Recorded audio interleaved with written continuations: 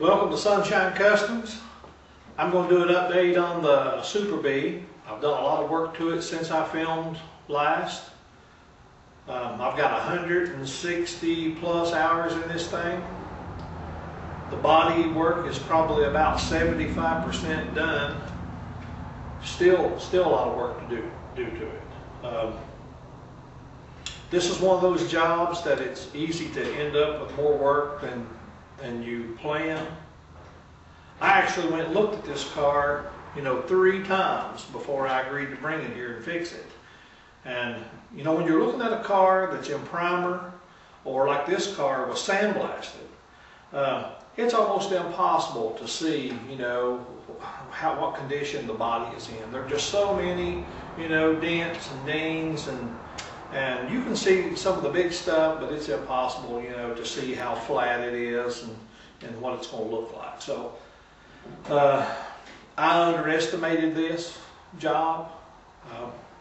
I thought really about 100 hours I'd have this thing, blocked down and out of here. I knew the panels had to be replaced on the back, the quarter panels, the tail panel. But it seems that I fix one place and I find, a half a dozen more. It's been really disheartening to keep working on it and not seem like you make enough progress. I'm going to move the camera and I'm going to show you the condition of this thing and where I'm at. A lot of the places that I fixed have been covered, already with primer. Actually, I primed this thing 3 times. This Marhide urethane primer is great. I'm not sure that I could have got this car done without it. It's a real high film build. It sands great. The only flaw with it is it dries slow. I have to plan my work. I try to prime it before I quit at night, and it dries overnight, and so when I start again the next morning, I've got a good surface and ready to sand it. So I'm going to move the camera and I'm going to show you a few places. Still a lot of work to do. Okay, here's the new quarter panel that I put on the car. It's actually the only panel that I've not done extensive body work to. I fixed the place, where I welded the top and the quarter together, and it's ready. I've blocked the door, a couple of times, relatively flat. Still got a few places, the high places showing through it.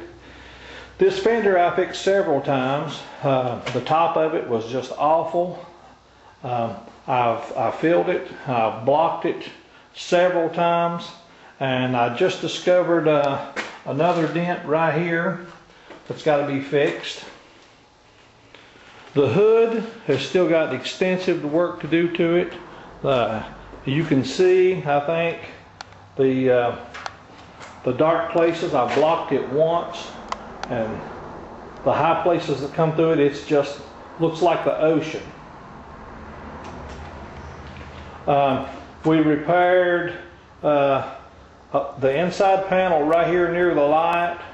We repaired the place right in the center of this crossbar, and we repaired this panel here under this light.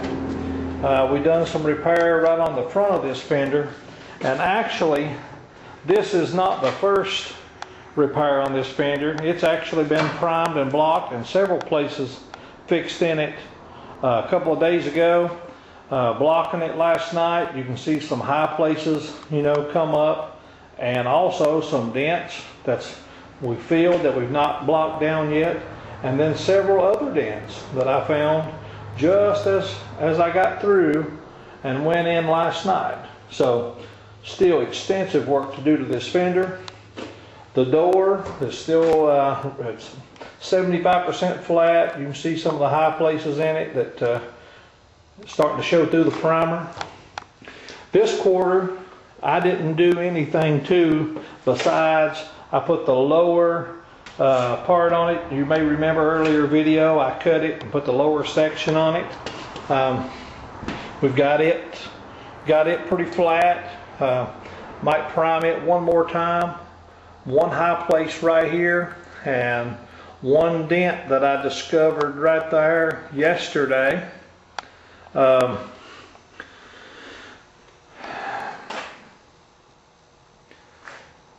Like I said, you can see that it's just overwhelming. We actually fixed this this trunk lid. I fixed the left side and primed it. I worked on it, you know, most of a Saturday. I fixed the right side most of the day Sunday, and there's still a few places, like I said, that's high, and you can see I've blocked off across the bodywork today. A mistake I make with these old cars, you know, my memory is not as good as it used to be. And sometimes when you get this far in a project, it's hard for the owner of the car and the shop to remember exactly, you know, what the original agreement was, how much work you were going to do for that price. So there's always extra work to do, you know. Every car I've ever painted, you know, before I could get done, the owner had found, you know, something else that they wanted trimmed out, or some changes that they wanted to make, or, you know, parts painted that they didn't intend to paint, you know, in the first start of it. So one thing that's helped me with that is I've started pricing, you know, jobs this size a little different, rather than a flat price. You know, I've started with a price range. You know, as I look at that and kind of estimate where I think that's going to be, I'll say, okay, so, you know, this thing could start here and you know, start somewhere between here and here. And so immediately they'll start trying to negotiate, you know, to that bottom price. And with that, then I try to outline exactly what work I'm going to do. I'll name it a couple of times. I'll walk around the car and actually point out, you know, exactly what I want to do to the car. And try to explain that, you know, if there's other stuff, then, you know, and other costs, the cost of the materials, or, you know, extra damage that you might find, that's going to be somewhere in that price range. It kind of prepares them for, you know, what you've put as a ceiling there, even though it could exceed that sometimes. It's prepared them some. You know, if you've got somebody that's got a set price, what that's going to cost, no matter how much work you do to it, they're still thinking about that price. You know, that's what it's going to cost. You know, that's the check I got to write. So leaving that a little more open-ended, you know, it's give them a good starting place. They know it's going to cost this much, and they also know that it could cost this much. So it kind of helps eliminate some of the shock, you know, from the end total. Another thing I try to do is, as we go through a project like this, you know, I try to, you know, keep the folks that own these cars updated, try to keep them, you know, I don't mind if they come by. A lot of folks like to come and look at their cars, you know, kind of see, you know, what you've done to it to this point. I try to keep outlining, you know, what our agreement was, and I try to always document, you know, what extra damage or extra work I've done.